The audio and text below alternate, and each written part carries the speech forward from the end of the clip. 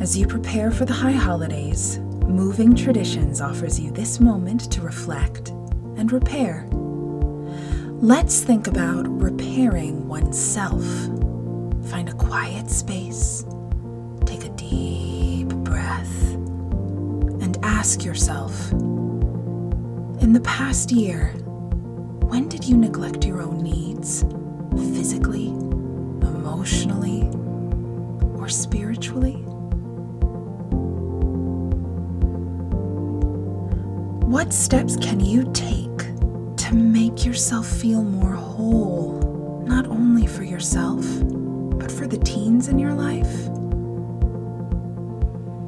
As you reflect on that, say to yourself, silently or aloud, in the coming year, may self-care be a priority, as I know that to best care for others, I need to first care for myself. As you think about the commitments you can make to yourself, think about what you can do to create lasting impact.